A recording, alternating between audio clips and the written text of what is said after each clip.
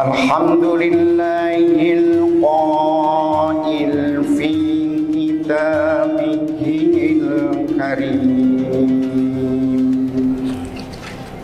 A'udzu billahi minasy syaithanir rajim. Bismillahirrahmanirrahim.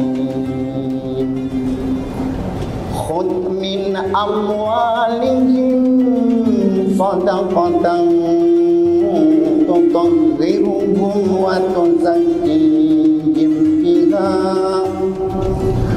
wa shalli 'alaihim inna salataka sakanun lahum wallahu sami'un alim. Al-ayah sadaqallahul azim wa sadaqa balagha rasulul karim wa nahnu ala dhalika minasy syahidin wasyakirin alhamdulillahi rabbil alamin. As-shaimun jamaah salat zuhur yang insyaallah mendapatkan maghfirah, berkah, maunah dari Allah Jalla Jalaluhu.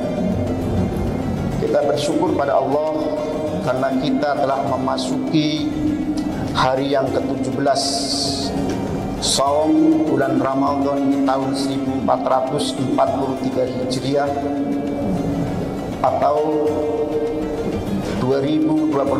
Semoga Allah Subhanahu wa taala menerima seluruh aktivitas amaliyah Ramadan dari mulai puasa, salat zuhur dan kegiatan-kegiatan positifnya yang lain, dan mendapatkan jaminan Allah Subhanahu wa taala ghufira lahu ma taqaddama min dhanbihi.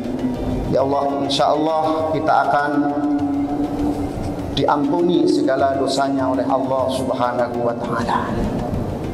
Jamaah yang dimuliakan oleh Allah Subhanahu wa taala, salah satu tujuan daripada puasa di bulan Ramadan adalah membentuk manusia yang bertakwa. La'allakum tattaqun. Allah menggunakan diksi la'ala litaraji. Menggunakan kata la'ala dimaksudkan melalui sebuah proses puasa, niscaya dan insyaallah kalau imanan wa ihtisaban akan menjadi orang-orang yang bertakwa kepada Allah Jalla Jalaluhu. Orang yang bertakwa tentu pandai bersyukur. Dan ciri daripada orang yang bersyukur, mereka yang telah mampu memahami, menyadari dan mengamalkan secara ikhlas bahwa perintah Allah yang salah satunya adalah perintah mengeluarkan zakat dan anjuran sedekah, infak dan lain sebagainya adalah merupakan kebutuhan, bukan keterpaksaan. Jamaah yang dimuliakan oleh Allah Subhanahu wa taala, kata-kata khudh min amwalihim shadaqatan tutahhiruhum wa tuzakkihim biha wa shalli 'alaihim inna salataka sakanun lahum wallahu sami'un alim. Buat orang-orang yang telah memahami, menyadari serta mengamalkan bahwa memberikan atau berbagi sebagai kebutuhan tidak lagi mengartikan kata khud sebagai fi'il amr, sebagai kalimat perintah, tapi dia sudah memahami bahwa kata khud itu adalah kebutuhan yang sangat integral dalam dirinya. Kita contohkan demikian, bahwa Dalam tubuh kita pasti ada yang namanya input, kemudian proses pencernaan dan metabolisme. Tentu akan menjadi sebuah kebutuhan, bukan sebuah keterpaksaan, dan itu merupakan standar. Harus ada yang namanya pengeluaran. Jika sebuah input proses kemudian tidak ada yang namanya pengeluaran, sesehat apapun tubuh kita, pasti lama-lama ada bagian yang rusak karena tidak mampu menahan dari seluruh masukan dan proses metabolisme tubuh serta pencernaan. Dan harta yang kita cari masuk melalui sebuah proses, maka akan benar-benar sehat apabila itu dikeluarkan dan yang mengeluarkan menganggap itu sebagai sebuah kebutuhan. Maka akan terjadi keindahan, akan terjadi kenikmatan tanpa ada unsur paksaan. Karena ia menyadari secara penuh, mengutip dari pendapatnya Syekh Ijuddin Abdus Salam dalam kitab Syajaratul Ma'arif halaman 40, wa min lutfir rahmani annahu la ya'mur illa bima fihi maslahatun. Di antara kelembutan dan kasih sayang Allah, orang-orang yang sudah menganggap bahwa zakat ini adalah kebutuhan karena menyadari tentang kalimat berikut. Di antara tanda-tanda kasih sayang Allah dan di antara kelembutan Allah, maka Allah tidak sekali-kali memerintahkan kepada hambanya kecuali di dalam perintah itu ada maslahat. Dan termasuk perintah mengeluarkan zakat dan anjuran sedekah, wakaf, hibah dan lain sebagainya, tentu ada manfaat. Bukan hanya dalam sisi pahala. Kalau sudah sisi pahala sudah tidak perlu diragukan lagi, karena Al-Quranul Karim telah memberikan penegasan untuk kita semua di dalam surat Al-Hadid ayat 18. Innal musaddiqina wal musaddiqati wa aqradullaha qardan hasanan yudha'afu lahum wa lahum ajrun karim. Sesungguhnya orang-orang yang bersedekah, baik laki-laki maupun perempuan. Sedekah di sini mengandung makna bisa yang wajib yaitu zakat mal dan fitrah, dan sedekah yang lain yaitu sedekah biasa, wakaf dan hibah. Maka akan dilipat gandakan, yudha'afu lahum, akan dilipat gandakan lahum bagi mereka, walahum dan bagi mereka ajrum karim, akan mendapatkan balasan, akan mendapatkan pahala yang mulia.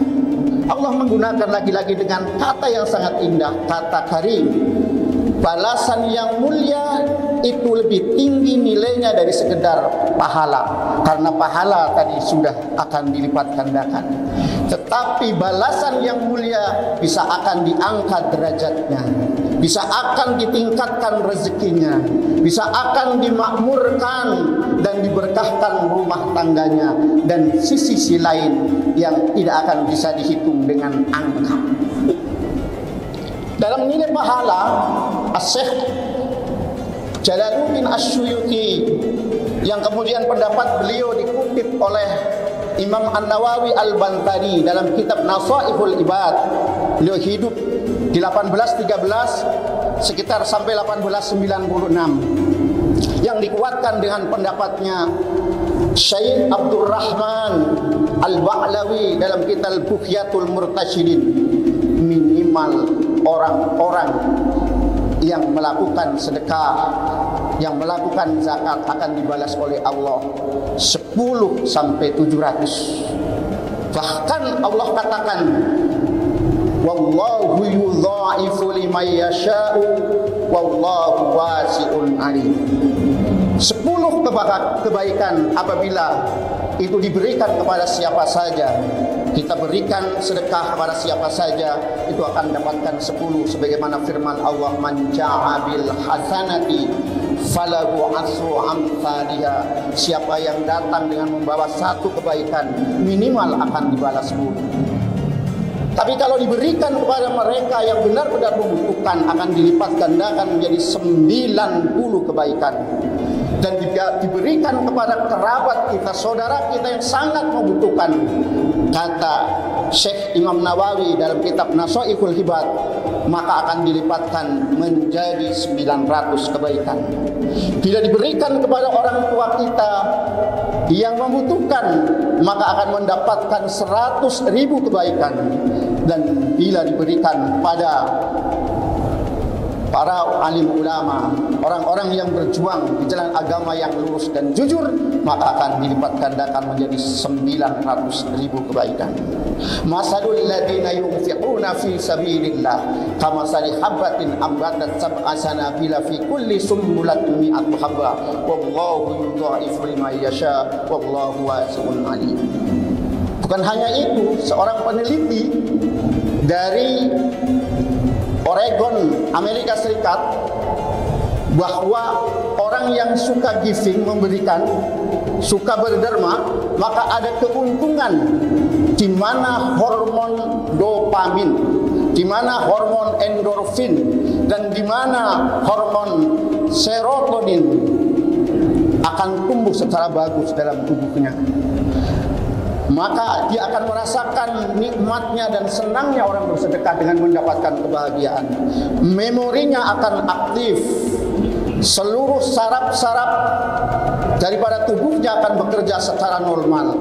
Metabolismenya akan bagus dan pencernaan pun akan bagus. Sehingga jika ini terakumulasi, maka cenderung orang yang melakukan giving itu sering sedekah, melakukan perintah Allah dan anjuran-anjuran dari Allah Subhanahu wa taala, maka cenderung sehat jasmani dan rohani. Dan yang terakhir, ada satu pengalaman pribadi, bukan bermaksud menggurui atau ria, tapi mudah-mudahan ini akan memberikan ibrah dan semangat pada kita untuk melakukan kebaikan setiap waktu, setiap saat, bersedekah di jalan Allah, ikhlas karena Allah. 2020 bulan September, istri saya kena COVID, termasuk saya. Bahkan istri saya termasuk yang terberat karena sampai koma 8 hari 8 malam. Seluruh alat kesehatan sudah turun, termasuk pasang ventilator, dan seluruh dokter yang menangani di bulan September tahun 2020 menyatakan bahwa sudah tidak bisa ditolong. Kondisi itu membuat saya sekeluarga gelisah. Maka kemudian saya melakukan hal-hal yang tidak lagi menggunakan pendekatan medis. Karena medis, para dokter sudah mengatakan tidak sanggup. Saya melakukan pendekatan yaitu zaqalbiyah, keimanan dan keyakinan pada Allah, yaitu dengan melakukan sedekah setiap sebelum subuh dan saat maghrib kepada siapa saja yang kita temui dan kemudian kita sedekahkan. Kemudian minta doa agar orang-orang itu memberikan kesembuhan dan keikhlasan atau memberikan jalan yang terbaik untuk istri saya. Kemudian juga kami juga melakukan wakaf. Apa yang dimiliki kita coba wakafkan yang terbaik untuk istri saya, itu 1 hektar tanah di Bandung. Karena saya yakin Allah berfirman, laula akhartani ila ajalin qarib fa asaddaqa wa aqum minas sholihin. Nanti kalau orang-orang akan meninggal dunia, maka hanya ingin minta doa, ingin jadi orang soleh dan ingin sedekah. Maka kalaupun kemudian istri saya kemudian meninggal, maka itu barangkali amal solehnya, atau bahkan kalau hidup menjadi yang terbaik. Dan alhamdulillah setelah dilakukan dan doa serta talqin, baca yasin dan lain sebagainya, alhamdulillah dinyatakan sembuh dan sekarang dalam posisi sehat normal seperti sedia kala tanpa ada yang kurang. Mudah-mudahan ini hanya sebuah ibrah, karena sangat besarnya orang melakukan sedekah, melakukan zakat dan melakukan giving, hal-hal yang baik yang tidak bisa dinilai dengan angka. Yang disebutkan di dalam hadis itu hanya pemberian semangat, bahwa sedekah lidzafil bala, sedekah lidzalbi rezeki, dan sedekah juga bisa syaddu sab'atin, bisa menutup 70 baban minas su'i, daripada keburukan. Mudah-mudahan kita menjadi orang-orang yang bisa melaksanakan perintah Allah, menjauhi larangan Allah, didasari ikhlas karena Allah Subhanahu wa taala, sehingga insyaallah kita akan mendapatkan bonus di dunia dan akhirat. Billahi taufiq wal hidayah. Wassalamualaikum warahmatullahi wabarakatuh. Mari kita sama-sama berdoa pada Allah Subhanahu wa taala. Allahumma shalli ala sayyidina Muhammadin fil awwalin wal akhirin wa sallim radhiyallahu tabaraka an kulli sahabati Rasulillah ajmain. Alhamdulillahi rabbil alamin. Allahumma barik lana a'marana wa sahih ajzadana wa khallis niyatana wa nawwir qulubana wa najjih a'malana wa maqasidana wastur auratina wa uyubina wa zid alaina ilman nafi'ah wa amalan mutaqabbalah wa rizqan halalan thayyiban mubarakah. Allahumma adfa'anna al-ghula'a wal waba'a wal fahsya'a wal munkar wal fitan min baladina Indonesia hada khasah wa min ailatina wa min buldanil muslimina ammah innaka ala kulli syai'in qadir. Alhamdulillahi rabbil alamin.